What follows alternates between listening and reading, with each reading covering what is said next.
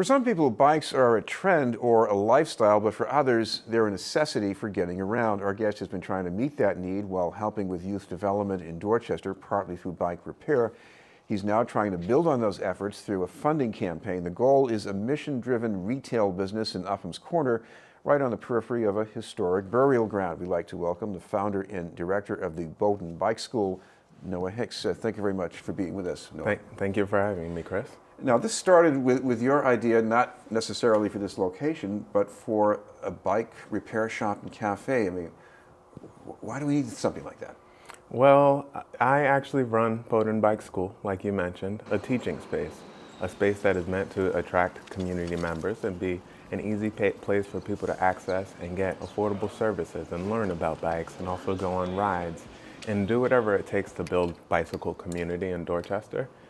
This space and us taking over and opening a shop and cafe there is all about building community. I originally started this project in 2013 with the goal of bringing, and this is true, a bike shop and cafe to Dorchester. So when the American City Coalition reached out to me and let me know that Historic Boston Incorporated had a proposal for this space and thought that I would be perfect for it, of course I said yes. This is the logical next step. I've lived in Dorchester my entire life, and one of the things that's frustrating is, unfortunately, a shortage of spaces to sit and relax and socialize and enjoy local music, local talent, local art, and local cuisine. So this is just my attempt to blend my two loves, my love of community and my love of bikes. Talk about community among people on bikes. I mean, there are people who are just happy to ride a bike by themselves, but there are other people who like to be with similar riders and talking shop, I guess. Yeah. Well, the bike community is very much egalitarian. We all are pulled together by the commonality of having to ride on the streets of Boston. And so rich or poor, expensive road bike or $100 utilitarian old road bike from the 70s. We all have that in common, and it's a bonding experience. Explain what happens, let's say, when you organize a ride, because this isn't just about people being equal, but it's about maybe people crossing frontiers, different kinds of people. Yes, very, very much the dynamic that we foster at Bowdoin Bike School is to engage new riders. So whether that is taking my team of youth down to an event and doing what's called a bike rodeo for little novice riders, or doing rides that are just a mile and a half or 2 miles around Dorchester with adults who are getting used to being on their bikes and being on the streets for their first time, it takes work and it takes a dedication to meeting people where they are. Because riding your bike in this city can be very intimidating. And so to have a community of people, particularly in low-income communities or communities of color, who are passionate about this and don't necessarily make it intimidating for you is really important. So I've made that my life's work, and I'm bringing that to the Sip and Spoke. Well, you're also trying to bring to life a dead space, and few things can be more dead than an abandoned comfort station on the edge of a cemetery. So explain how this is going to work. Yeah, like you mentioned, it is a historical streetcar station that has sat vacant for longer than I've been alive. And Historic Boston Incorporated has an interest not just in restoring the historical aspects of it and making it beautiful and revitalized again, but also bringing a community benefit that is relevant to people and is something that people want. And also something that's going to connect the transit history of the location to active transportation today. And as we see Columbia Road grow and mature and hopefully be renovated in such a way that embraces active transit, what was a streetcar station very much makes sense to be a bike station. Because I picture this place being open at least into the early evening, and currently you drive down Columbia Road the same time of night these days, and there isn't much happening around after 6 o'clock, at least on that part of Columbia Road. So I guess this will be quite a difference. No, and it's a real shame because Columbia Road and Upham's Corner are primed to be communities that foster art and creativity. We've got the Strand Theater a block and a half away from the Comfort Station. And I can tell you, 3 of the 3 people on our team are singers. So we have got a love for entertainment and building lively spaces, and we're going to bring that to the Sip and Spoke. Well, speaking of entertainment, that's part of your fundraising campaign here, and we're going to give a little excerpt from that, but explain the deal that goes with this. Sure.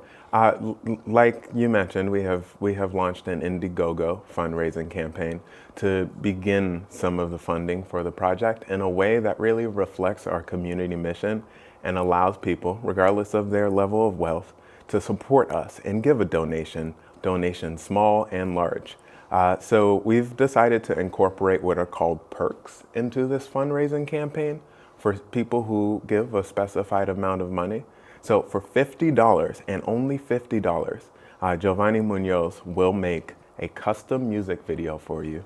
You pick the song, you pick who it's dedicated to, and he puts his own personal spin on it based on what you ask for. So one example is that he recorded a song called If I Only Had a Bike, which is a spoof on If I Only Had a Brain from The Wizard of Oz. I'd attempt to do a wheelie and fail epically. Maybe I should fly a kite. But I can't help but wonder how much glee I would muster if I only had a bike. Oh, I would love to ride down Columbia Road. I would ride till my legs got sore, and then I'd go and bike some more. I could learn to fix a tire, or eventually get hired as a bike technician guy.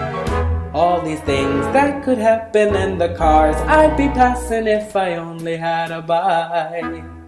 So now talk about some of the other people who are helping on this, because as far as working around this particular building in Upton's Corner, what's laid out from that? As far as, there was a historic organization that's also helping in a way, or at least suggesting this is a possibility? Yes, my landlord, the developer of the space, is Historic Boston Incorporated, and their team comes to the project with a wealth of experience in making projects like this affordable.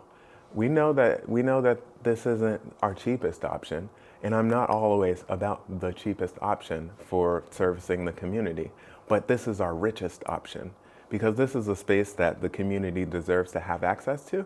And Historic Boston Incorporated, with their knowledge of historical tax credits and really doing these projects in a way that is financially effective and financially lean, in a way that incorporates local business into the equation, is so important. And on another level, the American City Coalition, whom I'm working with for capacity building purposes, has connected me to so many resources that I need in the first couple of years of winding up and getting ready to open a business here.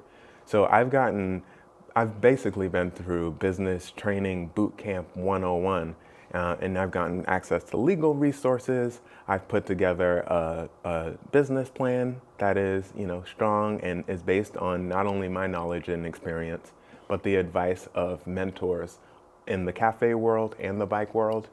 And we've got a website up, theSipAndSpoke.com, and we're really going into this with the goal of building a presence and building community excitement and involvement in this project as we look forward to construction. So the next step to getting involved, what would that be? Going on social media, going on website? Oh yeah, if you'd like to get involved with our project or you'd like to learn more, there are a few different ways. You could visit us at our website, sipandspoke.com. I encourage people who are interested in giving to just Google or search for Indiegogo, Sip and Spoke. So if you type in INDIEGOGO, Sip and Spoke, our campaign page will come up. Or you can follow us on Facebook, Sip and Spoke, or follow us on Twitter, @SipAndSpoke. So there are a lot of ways to get in touch with us, and whatever way people are interested in, hit me up, tweet at me, send me an email, and I'd love to answer any and everybody's questions about the project. Well, thank you very much for joining us. Noah Hicks from the Bowdoin Bike School and Sip and Spoke. Up ahead, the Dorchester Report with Bill Forey.